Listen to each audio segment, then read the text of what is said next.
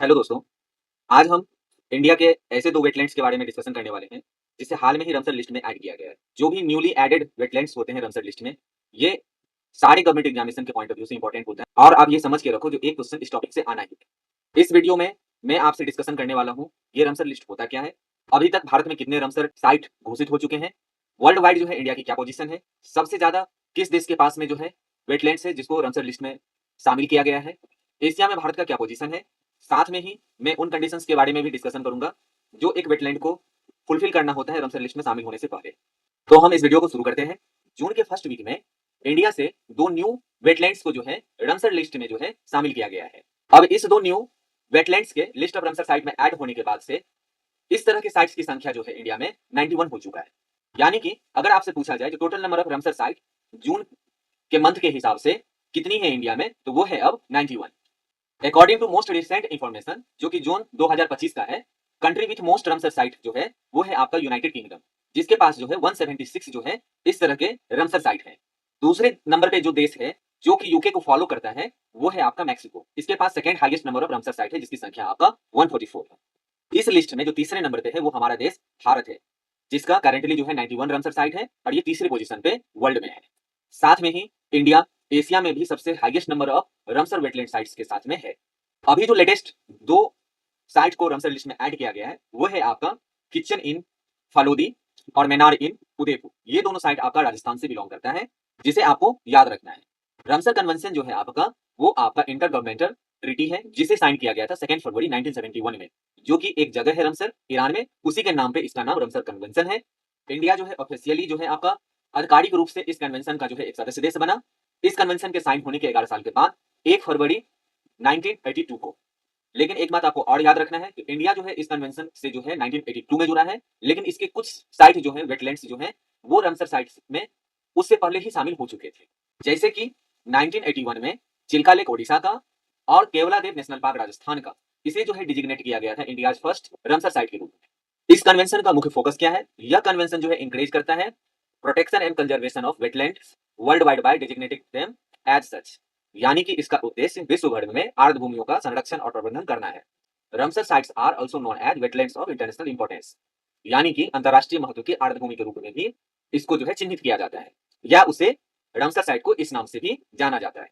अब हम बात करते हैं रामसर कन्वेंशन के अनुसार ये आर्द्र भूमि की परिभाषा क्या होती है। According to the convention, wetland are defined as area of marsh, fen, wetland और water, whether natural or artificial, permanent या temporary, with water, that is static or following, fresh, brackish or salt, including the area of marine water, the depth of which at low tide does not exceed 6 metre.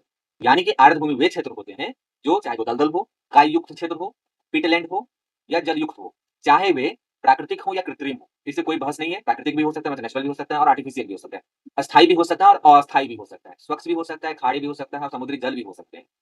लेकिन न्यून jar के समय में जो है जल की गहराई 6 मीटर से अधिक नहीं होनी चाहिए। ये सभी कंडीशंस को फुलफिल होना चाहिए, उसे हम आर्द्र भूमि का जो है परिभाषा देंगे। आर्द्र भूमि मतलब वेटलैंड्स बोलेंगे। अब हम बात करते हैं आर्द्र भूमियों का महत्व क्या है।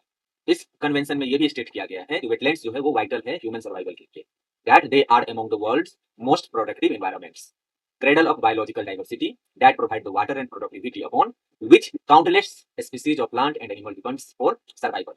Wetlands are indispensable for countless benefits or ecosystem services that they provide humanity, ranging from fresh water supply, food and building materials, and biodiversity to flood control, groundwater recharge, and climate change mitigation.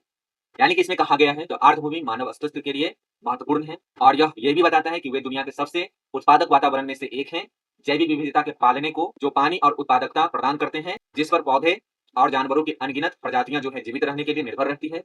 आर्द्रभूमि जो है अनगिनत लाभों, पारिस्थितिक तंत्र सेवाओं के लिए अपरिहार्य है जो वे मानवता प्रदान करते हैं। मीठे पानी की आपूर्ति की बात हो, भोजन हो, निर्माण सामग्री हो, जैव विविधता से लेकर के बाढ़ नियंत्रण, भूजल का जो है पुनर्भरण और जलवायु परिवर्तन के समन तक में ये वेटलैंड्स जो है आपका मददगार है।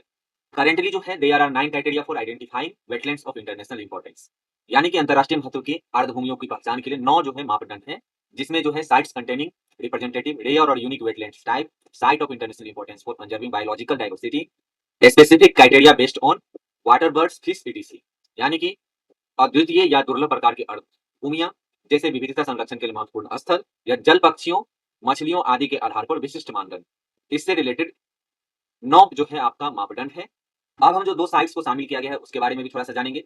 जैसे कि पहला साइट है मैनार अर्धभूमि परिसर, Menar wetland complex. According to Ramsar convention, the Menar wetland complex is a fresh water monsoon wetland complex formed by 3 pond. कौन-कौन से 3 पॉन्ड से बना हुआ है? बड़म तालाब, थांद तालाब, खेरोदा तालाब। यानी कि मैनार अर्धभूमि जो है ये आपका एक ताजे पानी का जो है मानसूनी अर्धभूमि है, जो कि 3 तालाबों से बना हुआ है। उन तीनों तालाब का नाम है आपका ब्रह्म तालाब, धांध तालाब और खेरोदा तालाब। मानसून के दौरान जो है ये फार्मलैंड जो है प्रोवाइड करता है habitat for 110 species of water birds for which 67 are migratory. यानी कि 110 प्रजातियों की जल पक्षियों का जो है ये आवास बनता है, जिसमें से 67 प्रजाति जो है आपका प्रवासी पक्षी। यहाँ पे जो नोटेबल बर्ड्स स्पीशीज जो इस साइट पे देखे जाते हैं वो है आपका critically endangered white rumped vulture और लॉन्ग बिल्ड वल्चर। ये 2 तरह के वल्चर जो है यहाँ पे देखे जाते हैं। साथ में यहाँ पे 17 प्लांट स्पीशीज भी पाया जाता है, जिसमें जो है मैंगो ट्री जो है ब्रह्म तालाब के आसपास में जो है वो आपका होस्ट करता है largest colony of Indian flying foxes को। यानी कि ब्रह्म तालाब के आसपास में आम के जो पेड़ हैं उसमें भारी संख्या में इंडियन फ्लाइंग फॉक्स यानी कि विशाल चमगादड़ जो है निवास करते हैं। साथ में ही इस साइट को रिकॉग्नाइज किया गया है one of the best example of community led conservation in Rajasthan. यानी कि रमसर कन्वेंशन के अनुसार मैनार को राजस्थान में सामुदायिक नेतृत्व में संरक्षण के सबसे अच्छे उदाहरणों में से एक माना गया है, जो कि resident of nearby Menar village playing a key role in conservation of wildlife by preventing poaching और फिशिंग। यानी कि जो स्थानीय ग्रामीण लोग हैं वह यहाँ पे शिकार और मछली पकड़ने वाले से वन्य जीवों का जो है सुरक्षा करने में एक अहम भूमिका जो है निभा रहे हैं। दूसरा साइट जिसे शामिल किया गया है वो है आपका खिच्चन वेटलैंड, खिच्चन आर्द्रभूमि। खिच्चन वेटलैंड जो है नॉर्थ थार डेजर्ट में जो है लोकेटेड है। यह कंप्राइज करता है 2 वाटर बॉडीज को। एक का नाम है रात्रि नदी, दूसरा का नाम है विजय सागर तालाब, जो कि रिपेरियन हैबिटेट और श्रबलैंड्स। यानी कि इसका अगर लोकेशन की बात करें ये थार मनोरम स्थल के उत्तरी भाग में स्थित है, जिसमें रात्रि नदी और विजय सागर तालाब तटीय क्षेत्र और थारीदार भूमि शामिल है। दिस डेजर्ट इकोसिस्टम जो है आपका सपोर्ट करता है ड्रॉट रेसिस्टेंट प्लांट स्पीसीज को, जो कि प्रोवाइड करता है habitat for over 150 species of bird. यह मरुस्थलीय पारिस्थितिक तंत्र जो है सूखा विरोधी पौधे की प्रजातियों का समर्थन करता है, जिससे कि जो 150 से अधिक पक्षी प्रजातियों को जो है आवास प्रदान करता है। यह साइट जो है स्पेशली रिकॉग्नाइज्ड है for hosting large winter flock of migratory demoiselle crane के लिए, making of over 22,000 individual each year. यह स्थान विशेष रूप से प्रवासी डेमोइसल क्रेन के जो है बड़े झुंड के लिए जाना जाता है। हर साल यहाँ पे 22,000 से अधिक क्रेन यहाँ पे शीतकालीन प्रवास के लिए आती है। यहाँ पे भी जो है रेसिडेंट जो है यहाँ के जो एडजेसेंट विलेज के वो वर्क करते हैं, मिटिगेट करते हैं थ्रेट को, जो कि क्रेन्स के सर्वाइवल के लिए जरूरी है by reducing mortality from power line collision और स्ट्रे डॉग अटैक से। यानी कि आसपास के गांव के निवासी इस क्रेन को रक्षा के लिए सक्रिय हैं, जैसे कि बिजली की लाइनों से टकराने और आवारा कुत्तों के हमले से होने वाली मृत्यु को रोकने के लिए। तो आपका ये 2 साइट आने वाले अलग-अलग एग्जामिनेशन के लिए बहुत ही इंपॉर्टेंट होने वाला है। तो आपको इसे याद रखना है, जो कि ये रामसर साइट, किचन इन फलोदी और मनेर जो है आपका उदयपुर, ये दोनों आपका राजस्थान से बिलोंग करता है।